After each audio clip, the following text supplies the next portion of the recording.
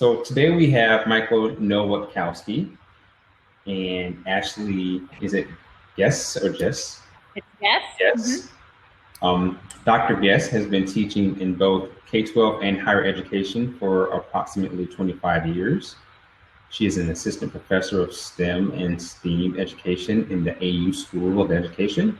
Her research interests include the design process in education, powering teachers, and equity in STEM education. And Michael has been an educator, principal, and district leader for 14 years.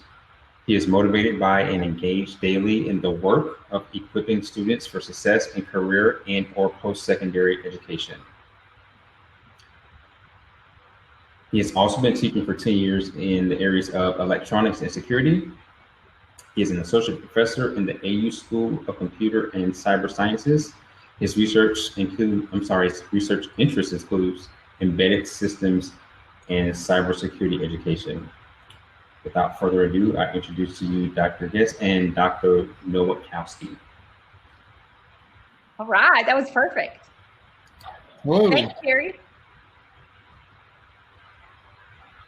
All right, so I'm Ashley Gess, and you can see my colleague, Dr. Nowatkowski. Our other person that was supposed to be here, Mr. Sean Middleton, is the CTAE director at Burke County School District, but he was called away like literally 5 minutes ago because grant signing needed some sort of signature, and it's getting turned in an hour, and he had to go do it. So I'm sure we all know how the tyranny of the urgency is. So we will move on without him. Just to give you a quick plan for the session, we're going to do a brief introduction. During that time, we want to introduce ourselves a little bit, but we also want to know who you are. And then we're going to take some time to bring us to consensus about a few really operative terms that we have to kind of understand and agree on before we can move forward as a body of educators. Then number 3, we're going to talk about cybersecurity in the education world, and then how that translates for our students and for us into cybersecurity in the real world. So without further ado, let's do some small introductions. What are we here for? Why are we here? Well, yeah, we've all had to shift to online, whether we wanted to or not. COVID moved us there really fast. And so here we are all of a sudden vulnerable to attacks that maybe we hadn't really thought about very much before. And so we're here to tell you, maybe you should be thinking about security, or maybe not maybe, you should be thinking about security in a new and different way. And that's what we'd like to kind of engage with you about today. As a part of our session. So by the end of this session, we would love to be able to come to consensus about the following 4 terms. And then we want to be able to empower you to make more secure decisions about what you're doing in the classroom, for teachers, in your school, if you're an administrator, and then also, again, translating that into real life. All right, but before we do that, I don't know if any of you have experienced poll everywhere, but we have several polls that we would like to engage you into our discussion. So just a couple notes about poll everywhere. We're going to put some polls up. It's not going to be in the chat now. It's going to be in the PowerPoint. And if you're doing it on your smartphone, you can just dial in the number 37607. Text STEM Prof, that's me, STEM Prof, and then you can text your answer. In some polls, what you're going to have to do is open a new tab on your browser, and then you can go to pollev.com/STEMProf. That brings you into the polls that we have prepared for you. And then just as a point of interest, try to use some short phrases, and then we should be able to see all of the answers posted in real time. So if you have any questions about poll everywhere, would you please go ahead and post them in the chat? I think Terry said he would help us with. And okay, great. And just give this a second because it's active. It's gonna kick in. It usually takes about 30 seconds to activate here when there we go. So let's do a practice. What is one new hobby you've picked up during quarantine? So what we'd like oh, yes, awesome. Somebody is sleeping. I've been doing planting as well. Perfect. Anybody else? Yeah, binge watching. Cleaning, you need to come to my house. Great. Yeah. Parenting. How about parenting / teaching? Nice. Love it. Running. I've been doing that too. Drywall. You need to come to my house. Yes. YouTubing. Nice. I love it.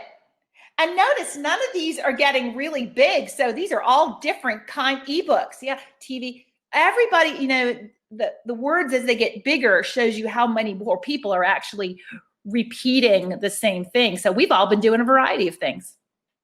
Awesome. Thank you. All right. So I'm going to activate the next poll. And I'd like you to please tell us a little bit about yourself. Hold on a second. We're going to shift.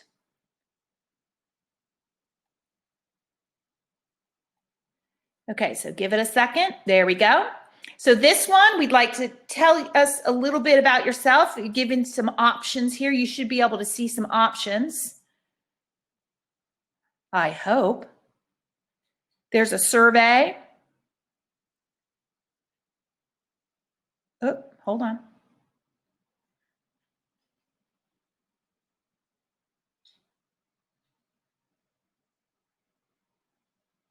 Okay, great. We got some responses going here.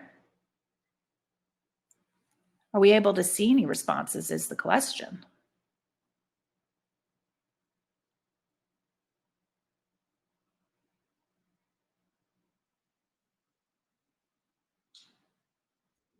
See if it's showing up now. Is it showing up? It's coming. There we go. There we go. But it's not giving us some, You know what? For this one, to show the responses, I may have to go back. I'll make sure and post this by the end. These are just telling us who you are and what your job is. So also, if you don't mind, I'm going to post this, but could you also put that into the chat for us since we're having a technical issue?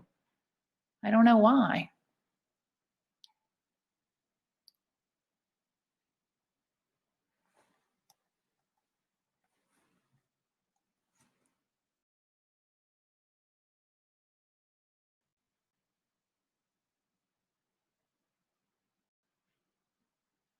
Okay, one last poll. It's not active. Give me just a second to make it active.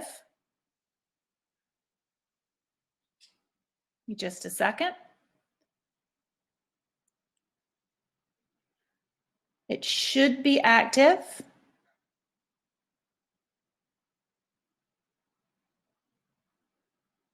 Should be active now.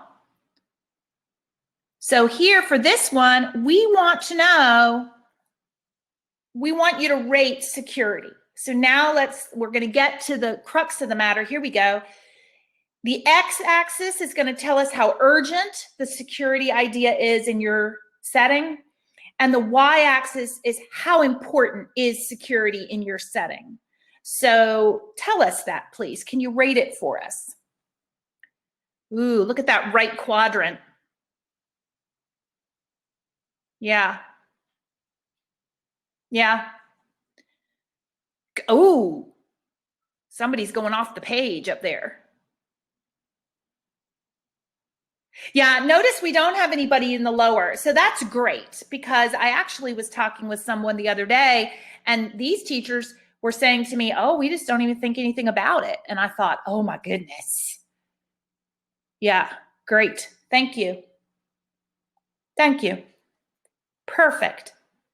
Again, I'm going to take screenshots of all these polls, and we're going to have a place, a repository that you can access all of these after our session today. Thank you very much.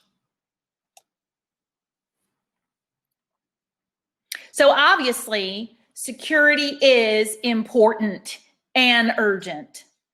And so the thing is when you go online and look and talk to people, there's about 10 million definitions about what cyber literacy is and what we should exactly be teaching in the classroom.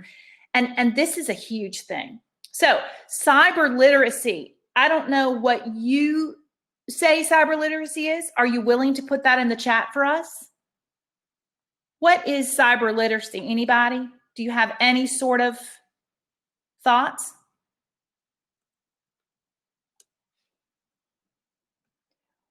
Yeah. Well, let us give you a thought. Cyber literacy is where we're helping kids or ourselves use computer technologies, watch this, effectively and simultaneously understand the implications. Holy cow. So what are we saying? A kindergartner is going to understand the implications? By 12th grade, they should. But I'm here to tell you that we get freshmen, sophomores, juniors, and seniors, and even graduate students who are teachers who really don't understand the implications of a lot of the actions that they are taking when they're engaging all these different computer associated techniques. So I don't know if any of you have any thoughts about that definition. Yeah, keeping yourself safe, absolutely. It's 3 o'clock. Online ethics and impacts. So there's that impacts piece. Thanks, Brian. Knowing the threats. Yeah, of course, Kevin, I have to admit to you, I don't think I know all the threats. You know, that's hard. That's hard. Demanding privacy, sure. Digital literacy, digital citizenship, thank you. And guess what? Cyber literacy, digital literacy, they're really, and I won't go to Michael for this to weigh in, but would you say they're synonymous terms? The digital literacy, there are similarities. Digital literacy may focus more on understanding how to use the devices and applications, where when we talk cyber literacy, then that brings in more of the interactions with others, the community actions, not just understanding how to use a device in a standalone environment. So I think the cyber literacy really opens up to the interactions in the community part. Thanks, Michael. All right, so here's some examples of cyber literacy, and I hate putting a bunch of text on a slide. This is the only slide you will see like that. But I think we really needed to kind of flesh this out for the exact reason that you brought up, Brian. It's because like, okay, well, wait a minute, where do we draw the line? So judging the legitimacy of a website, here's your attacker awareness, right? Being able to follow and interact. And notice that non-linear conversation, that's super hard, especially when you're thinking about kids and K-12. Knowing which information you can and cannot put on to social networking sites. Oh my goodness, we think that's really basic, but we hear over and over and over again of student teachers or kids doing stuff on social media and just like it goes over them. They just think it's secure and nobody's going to hear it or see it. Being aware of time in the space and the consequences.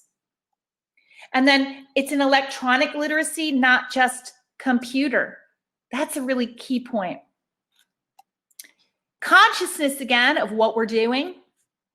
And then reach, anonymity, interactivity, and speed are all of these things like this instantaneous. Wow, it's kind of given us, I think, a really a kind of a problem. I see as an educator, been in the classroom 29 years, kids now are taking that speed piece and assuming that everything's that way. I don't know if you guys have run into that problem, but man, that's huge. Okay, so that's cyber literacy, but now we have cyber security.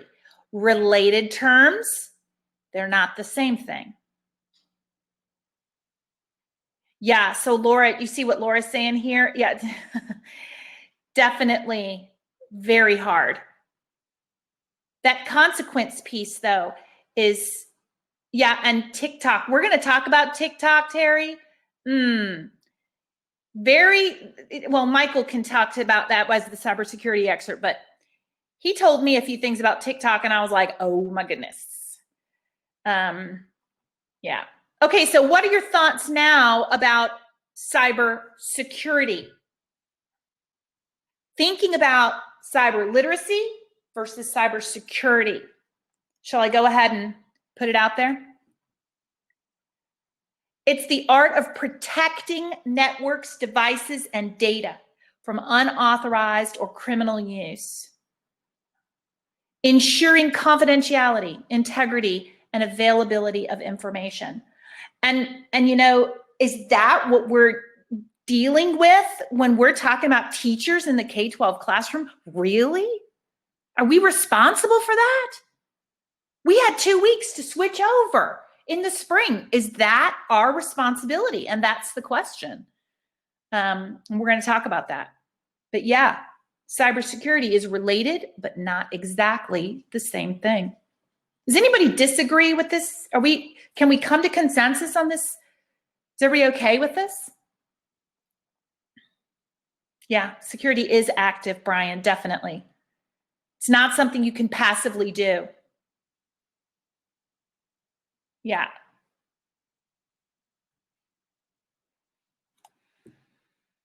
Okay, now another related term, cyber hygiene. Have you heard that term before? So I love the little washing hands thing. Oh, how are we supposed to do that with the computer? Anybody heard of cyber hygiene before? Can you give us a quick definition? What do you think? So we're thinking about cybersecurity. We're thinking about cyber literacy. And what about cyber hygiene? Anybody got a thought? Well, wait just a second, because I'd love to hear what you think about this. Or think it is.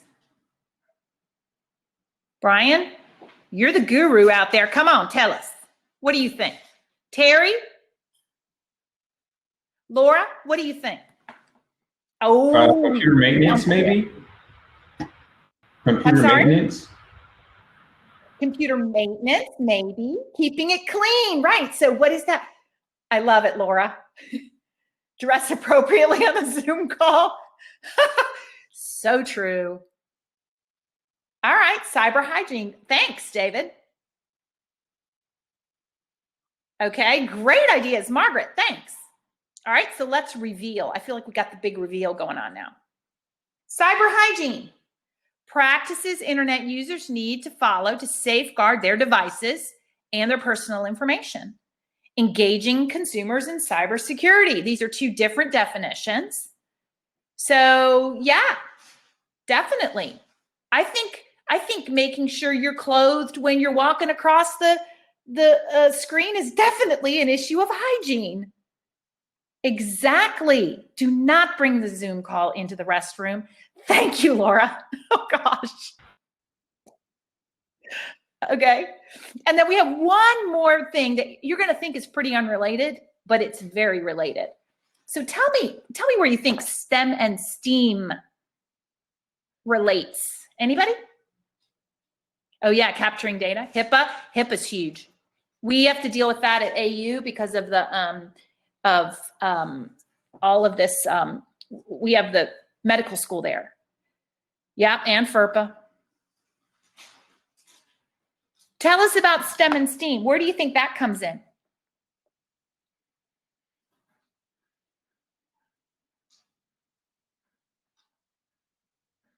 The T. Could be, you know, the T in STEM and STEAM actually refers to engineering technologies. So maybe some, yes. Anybody else? Kevin, thank you. Where does STEM and STEAM come in? You think we've gone off the rails? Ooh, Brian. Oh, it could be A. So let's look at that. STEM and STEAM. When we're talking about it in this context, STEM and the STEM education and STEAM education is actually an approach to teaching and learning. So it is an integrative approach where students apply knowledge from science and math and other subjects in the context of the design process. And then we leverage all of our communication tools. Technology is one of them. We leverage other technological tools in engineering technologies, and we really have students making decisions and creating outcomes in the design process with results in engineering or art if you subscribe to STEAM. And of course, that brings a whole host of other digital things in there if you include the art. So really, STEM and STEAM can become the approach through which we teach cybersecurity, cyber hygiene, and cyber literacy. All right. Yes, thank you, Brian. You're right. Cyber can be very artful. All right, great. So that got that painful definition section over with. So now let's talk about how it applies. So I've got one more poll for you really quick. Let me activate it. It's not active yet. So give me just a second.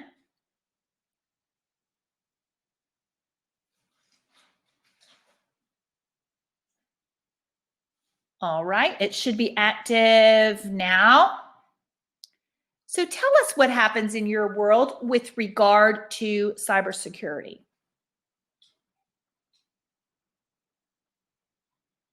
And you can rank order them. I think that's how I have it set up. So if you don't have any of these, rank them last. Ooh, look at that. Definitely have an IT dedicated team. You're lucky. A lot of schools don't have that. If they're in rural schools, ooh. Look at that. They don't have dedicated cybersecurity teams though, Michael. I guess I really wouldn't expect down at an individual school level to have a dedicated cybersecurity team. If they've got a dedicated IT team at their school, then they're doing well, I think, at that point. Yeah, look at that.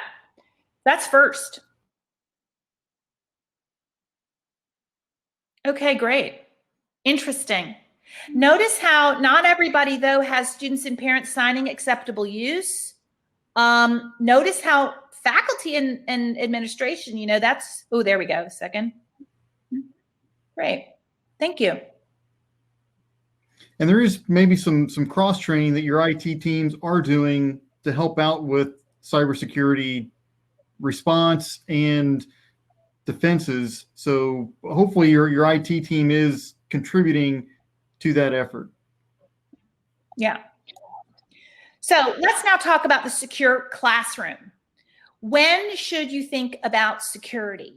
That's the question. What do you think, Michael? Well, I as a security educator, I think it's important that we try to incorporate security into different lessons when we do use technology, even if it's, you know, just looking up some definitions on the internet. Maybe remind the students to go back to some of that cyber literacy definition that we talked about and think about, is the site that they're looking at for a definition an appropriate site to be looking for definitions? You know, the same with if you're looking at history or math or any other subjects. If you're using the internet as a resource, think about which sites you're going to. If there's any kind of interactivity, sometimes you get students involved with contributing to blogs or to online discussions, again, to start thinking about how can you contribute in a positive manner and not offend other people, to think about other people's feelings when you're posting things online. So I think there's a lot of lessons that we can bring into all of the subjects that will help develop students in cyber literacy and even towards cyber hygiene. When we start talking about how do you access these sites, you can have a short discussion on, you should have a different password for all your different sites. Don't use the same password on every single site that you log on to, because if someone's able to get access to one of your passwords, then they could get access to all of your accounts. So again, we don't need to set aside, today we're going to talk about cybersecurity. It can be a short 30-second or 1-minute discussion that kind of previews any other activities that you may be doing in the classroom where you're accessing the internet or using computers. Yeah, and just to add to that, and from my, as a pedagogist, I have to say that you should be thinking about security from the time you're planning the lesson. So I think that you should intentionally plan to bring these things up in the classroom in an intentional way. We have to intentionally teach it. If you think about going back to the definitions again, we have to find a progression. And when are we going to start asking our kids to do that realization that we saw? So that has to be a part of the intentional planning of each lesson every time you use something digital. So it's got to be an intentional part of the planning from the get-go. Okay, how can you tell if a website is secure? And let's see if they know this. Do you guys know? How can you tell if a website is secure? Because define secure. Kevin, where are you from? I love that. Yes, you're right. What is secure? The S. The little lock icon. I didn't even think about that. Definitely. All right. Yeah. Usually I look for the S. What about you, Michael?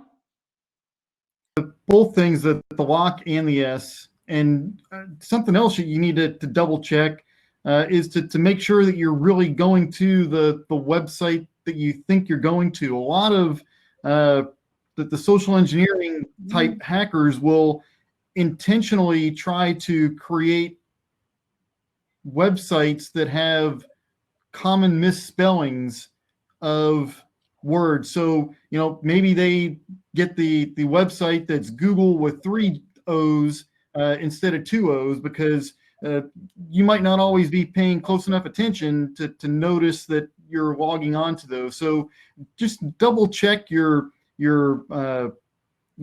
address window in your browser to make sure that you're going to the correct location, correct website. Yeah, and so let me just tag on to that, Michael. So something really interesting that Michael just said. Did you hear how he said, you got to kind of be a good observer, look at and be astute and watch. So I wanted to make a point when we're planning to teach good cyber hygiene and good skills for a cybersecurity or computer science. One of those skills is observation. Observational skills is a very cornerstone skill that is oftentimes taught exclusively in science. And what do we know is happening to a lot of science instruction across the state? It is being reduced or eliminated, especially when you're talking about elementary school. And so we need to be looking for opportunities across disciplines to explicitly teach observation. Sounds basic, but it is key. Yeah, thanks, Terry. Definitely don't press pay. I should put that on my wall, on my class. Don't press pay. I like that. All right. How about moving on?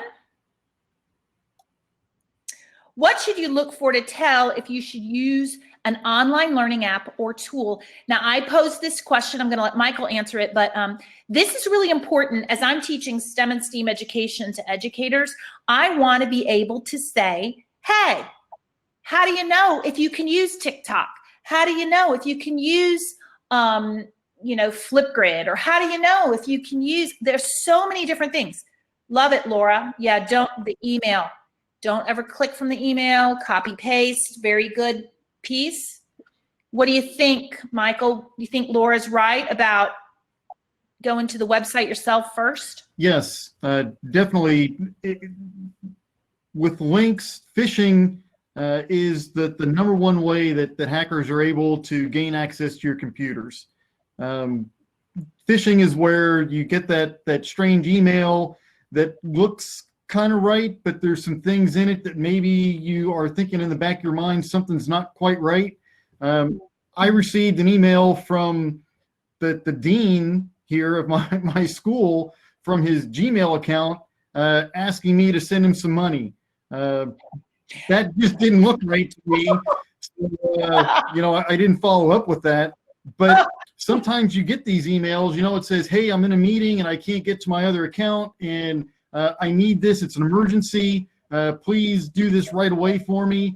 And there's usually always that sense of urgency that goes along with the phishing. And, there's usually a link where they're asking you to do something that seems odd. And once you click on that link, that's going to basically open up your computer to let the hackers in. Kind of like if they were knocking on your door and you just open the door and invite them in. So be very, very careful about clicking on links. That's the number one way that hackers get access to your computer. So if you type in the link yourself, like Laura mentioned, then that's probably a better way to open up the links, because sometimes they can even appear as one thing, but if you hover the mouse over the link, then it shows where it's really going to go, and the two may not always match. So yes, be very, very careful about clicking on links. Yeah, and it's like Brian said, that speaks volumes about our school. So true. Augusta University being that national cybersecurity presence, especially with, connecting to the DoD, the Department of Defense, the way we do, we are a ginormous target all the time. So we have to be super vigilant, and this is why it's on our absolute front wall all the time. Oh yeah, look at that. RN. Yeah. Yeah, we are. We're always being attacked. Yeah, part of that too is that the hospital is associated with the university, and medical records are a valuable source of data for the bad guys, for the hackers. They're able to sell that information, and it's more valuable than your credit card information or other information about you. Yeah, it's hard. All right, so what are some teacher best practices for online instruction? Well, so I wanted to let you know that, again, at the end of this session, we're going to give you a secure box link where we have uploaded some information. We'll have our slides uploaded there with all of our links and resources. But we wanted, and so we have a whole document about some teacher best practices. But I wanted to take a minute and just highlight a couple that a lot of teachers don't think about, and I wanted to bring it to your attention. Number one, when you're meeting with students, so many teachers are meeting on Zoom or whatever the district has put forward, and that's fine. But they should always, always, always record every single interaction. And why is that? It seems like overkill. I don't care if they're meeting with the whole group or just one student, because they're alone with one student, or they're alone with this group and nobody else is around. And sometimes things could be going on in the background that we don't know, we don't see, or that we see now all of a sudden we're in people's houses. We need to protect ourselves legally. And meeting with that one student, we need to have, or even a group, we need to have evidence of what goes on in the classroom. So yeah, Big time, Terry. CYOA. Filming minors. Well, so the thing is, you need to check with your legal group, but at the same time, if it's generally speaking, and I can't speak for everybody, so check with your legal department, but generally speaking, as long as it's used internally, it's used as protection for the teacher. So Laura, you need to check on that, because teaching best practice is to film everything you do online, every interaction. So definitely check on that for your teachers, or if you're a teacher, definitely check on that with your legal department. Very important. The other thing, know your platform. So it sounds crazy, but it's like some people are using Zoom. At Augusta University, we are explicitly asked not to use Zoom. We are asked to use, 2 other platforms. Ooh, yes, Mark, I do have some references, and I'll be happy to put them in the box, because it is, as a teacher, you are putting yourself in a dangerous position without recording. I would be hesitant to do any, Laura, I would be hesitant to do any synchronous teaching online if I'm not allowed to film. So if your district does not allow you to, so Laura, if they prohibit it, I would not do synchronous teaching this way via video. I absolutely would not do it. It is too dangerous for a teacher. There are so many possibilities that can happen, and it is just not good. Not good for a teacher. Let me make a note, Mark, to make sure I upload those references. All right. So the other thing, know your platform.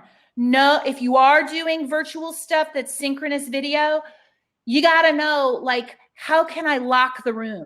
So that's a small thing, but a lot of these have locks. A lot of these virtual rooms have locks, so that when you go in, as soon as you're in there, you lock it, and you have to you have to allow people to come in. That is a really important kind of feature.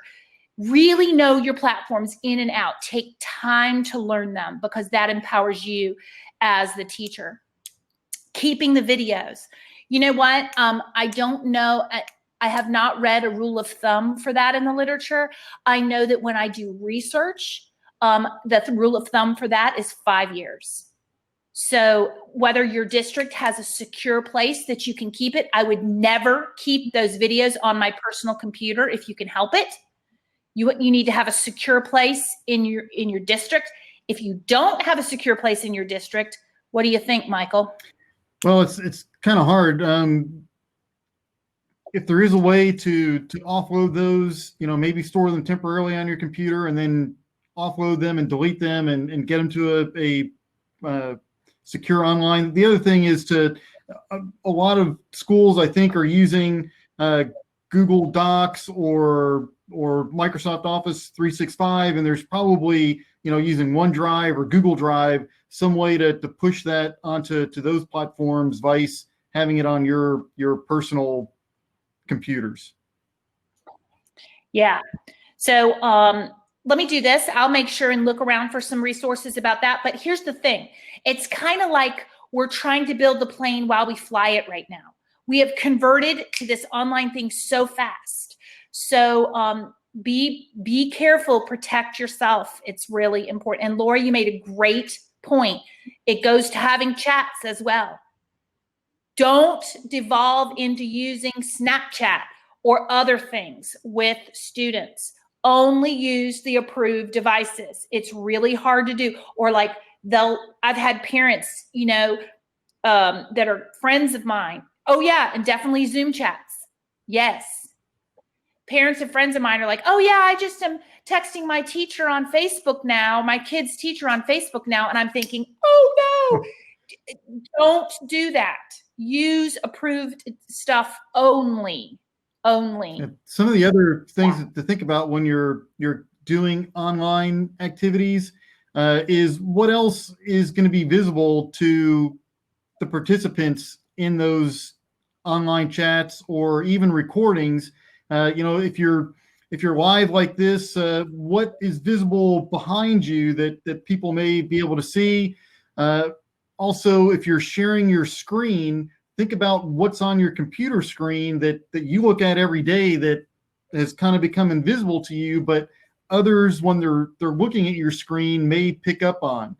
Yeah, exactly. The other tabs that are open, other programs that you may have on your taskbar. Just do a quick check to make sure that there's nothing that someone could construe as controversial or not appropriate. Yeah, and somebody's saying Zoom has had an issue where private chats were able to be seen by the host when they were able or were not able.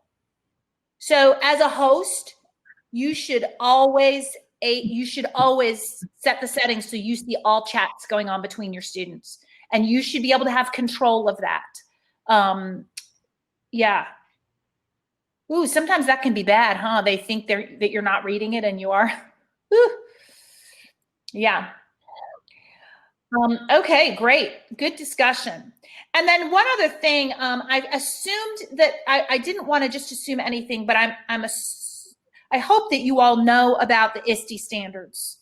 So it's best to align everything you do to the ISTE standards. The Georgia accepted ISTE standards, got to have them. We do have a link in here in our presentation in just a moment to these. And yeah, exactly. Is it Elena? That kind of stuff happens all the time. That's why you have to have that control and know your platform. Yes, you should never have anything private like that when you're interacting with students. All right, great. So we'll pull up those ISTE standards again, but there's your links just in case you don't know about it. But we need to hold ourselves as educators as we need to hold ourselves to that standard as well with ISTE. So there's a whole thing of standards for educators and standards for students. Okay, so what should we intentionally teach kids? What should I teach my kids about security, my students about security? And when should they start learning it? Michael, what do you think? Well, again, a lot of the best practices that we talked about for teaching online, a lot of those are things that we should be teaching our students about as well.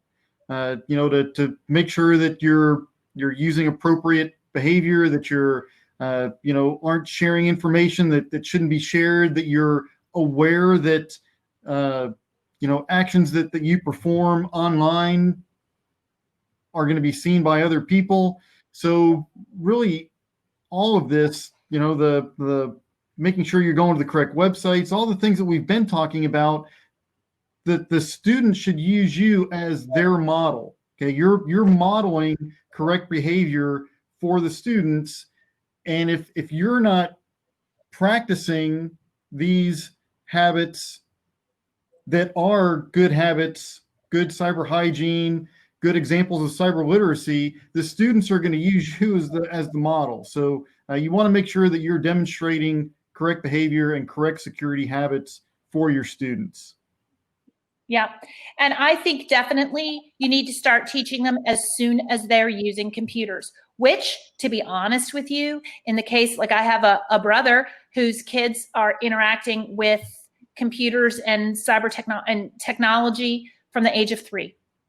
And from the very get-go, he was teaching them about responsibilities for online learning. Yeah, I think, again, this is kind of, we're debating and deciding, but I think as soon as you start using the tool, you need to start using the practice. So, and that means all of teachers, yeah, 3-year-olds, definitely. They had their own iPads at 3. He's a Georgia Tech grad. So with his wife is too, and they're both in computing, and that's just their world. Yeah. Yeah. See, it's out there. So if they're using it, they need to. Poop emojis. Those are my favorite. All right. So a lot of this too is how to interact socially online and to develop those habits. You know, a lot of people, all of their social interaction comes, 12 inches from their face. And so to develop those good habits and to understand that, what you say could be around forever. So be careful about your posts and be careful about what you say. Yeah. So here's something I hear a lot from teachers that do not teach computer science. Here's what I hear from them. Well, I'm gonna, just leave that to the computer science teacher. Love to know the thoughts of the panel of our group. And then also, Michael, what do you guys think about this? What should I say to teachers when they say this to me? Boo, Brian says boo. Yeah, no, yeah. What do you think, Michael? I think, as I said a couple times before, whenever we're interacting with technology, it doesn't have to be, hey, today we're going to learn programming, so I'm going to teach you about security. Again, even in your other courses, your math, your English, your history, anywhere where the students are interacting with technology, and especially getting on the internet, the teacher should intentionally make comments about how those interactions should be going. So it's not, if we have everything to the computer science teachers, one thing is only a small percentage of the students are going to get that information, because I'm guessing only a small percentage of students take a computer science curriculum, and then the computer science teachers are going to spend all their time talking about cyber hygiene and cyber literacy, and they're not going to get to the lessons that they're really trying to get the students engaged in. Yeah, the content.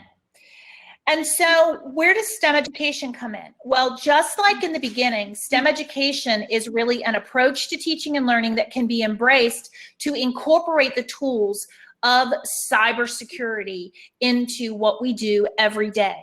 One of the key pieces here, though, is that you got to give kids the opportunity to utilize these tools in authentic situations, not just contrived things we have them doing in the classroom, but authentic situations where they have to use what they're learning and just make good decisions.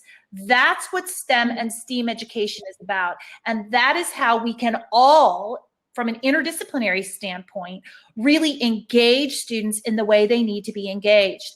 The other side of that, though, is that we as educators have to be willing to work together in that interdisciplinary cohort, because if we don't, we cannot all be knowledgeable about everything.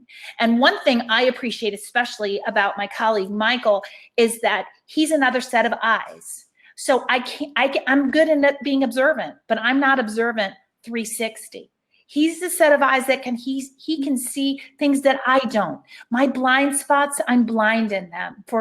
That's why they're called a blind spot. But he's outside of that blind spot and can see that. And I think that we need to empower each other to be that person's next set of eyes. So that's where STEM and STEAM education, that educational approach, should be used. Thank you. I feel like I need to be high-fiving you guys. Yeah, I know. In fact, Laura, most teachers don't know this stuff, right? So, and that's why trying to get the message out, about not just computer science education, not just cybersecurity, but STEM and STEAM education, they all get interlocked together. Be careful when people talk about just computer science, because that's a content area, and that's fine, but STEM and STEAM approach is about pulling that in to make a holistic effort at teaching. That's my little soapbox. Thank you. All right. So then what about the real world?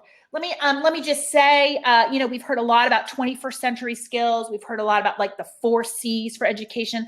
I don't really like either one of those. Let's just talk about being a citizen who can be, you know, active and be self-reliant, be a good citizen. That's what we're talking about. We're talking about life skills. That's it. And so we're talking about being flexible, having leadership skills, initiative, productivity, and being, you know, good social skills.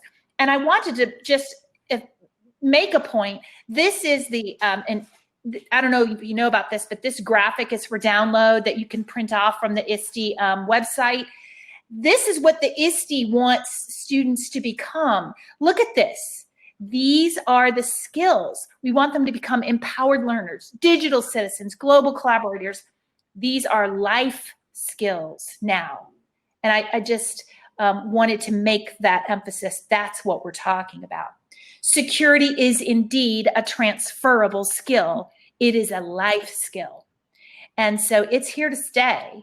And so how does what we're doing in our classrooms translate into real life? Michael? Yeah, so again, if we can use the classrooms as the safe space where students learn some cybersecurity skills, some of the cyber hygiene, appropriate interaction skills on social media, then that's something that they can transfer into everyday life. So, you know, we're moving more and more to an online social interaction, especially with COVID-19 and social distancing right now. We're spending more time online and interacting more in that way, probably in ways that we never have before because we didn't need to.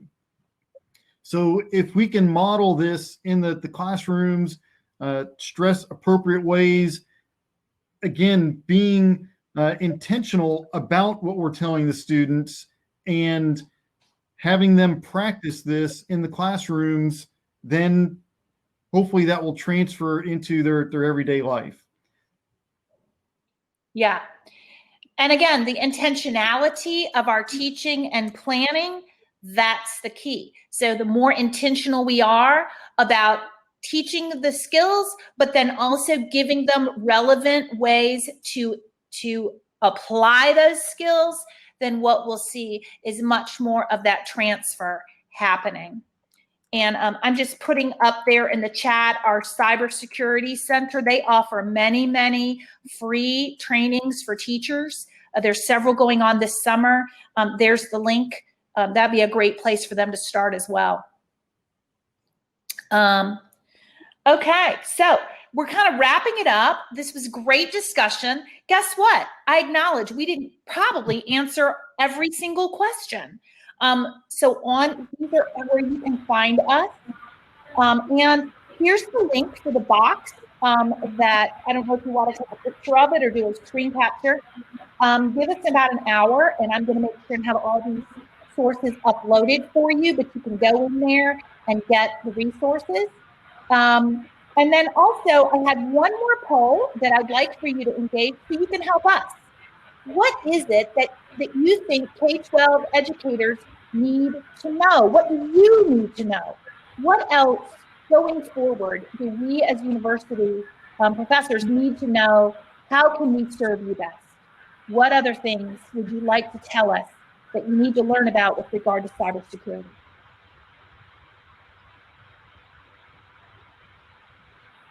Just wait for you to give us some response. I think it should be active.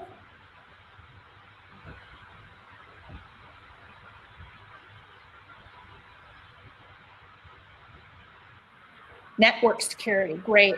Approved collaboration tools, love that.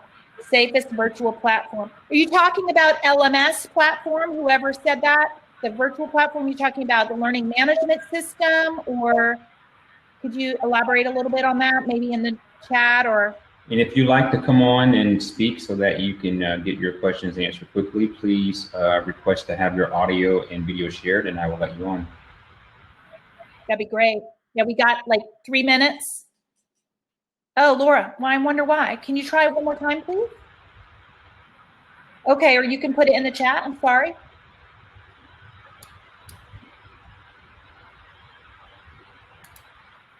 Virtual conferencing. Ooh, network security. We have a couple people doing that. Ooh, tools to emulate attacks and defenses.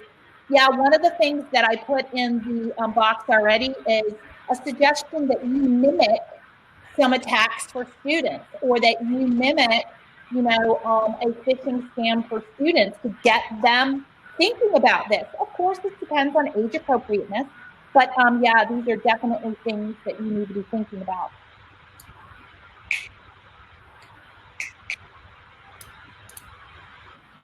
Definitely.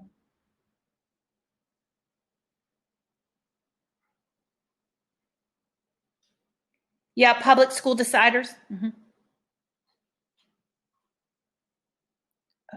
At Augusta University, also, we have an online platform that we use to teach some of these skills that we have opened up to some of the high schools in the area. So that's something that we're looking at expanding, but that allows the students in a safe environment that they can go ahead and practice and see what some of these different techniques will do without compromising your network or causing anything bad to happen at your school.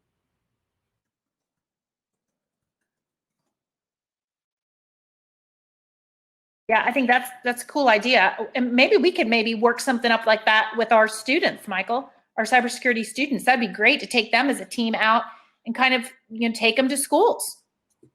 That's a great idea. Yep. Thank you.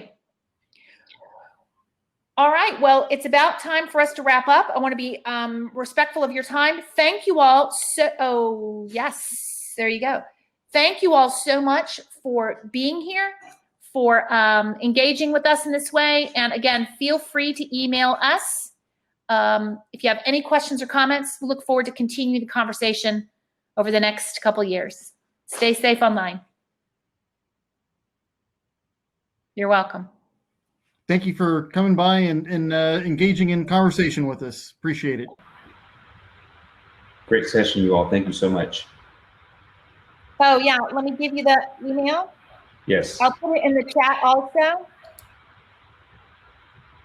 And did you all get the link? Would you like me to put the link for our secure box in the chat? Let me get that for you so you can get it also from there.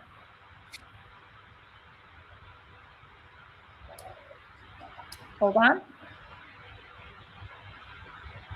Oh.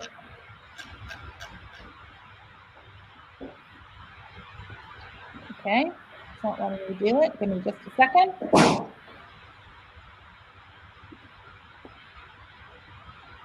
Ah, hold on.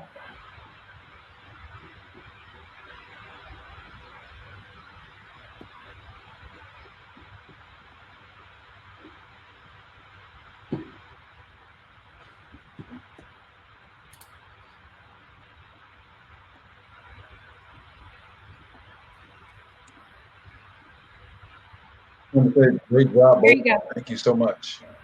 Thanks, Brian. Hey, where's your dress? They're behind my head.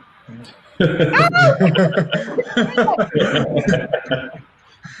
Brian, what's going on? Great. Yes, keep them wrapped up. That's all. But it was just something I see it's so distinct about you.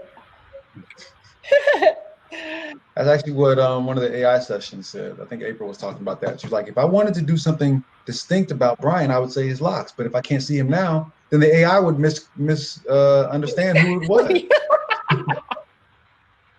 Yeah, I'm glad to see you. Are you good? Yeah, very good. Good. I know y'all are busy. Extremely. Yeah.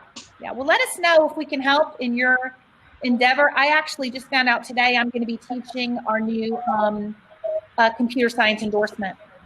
So yeah, so if you need anything, or if I can help, or if you think there's things I need to know, just reach out.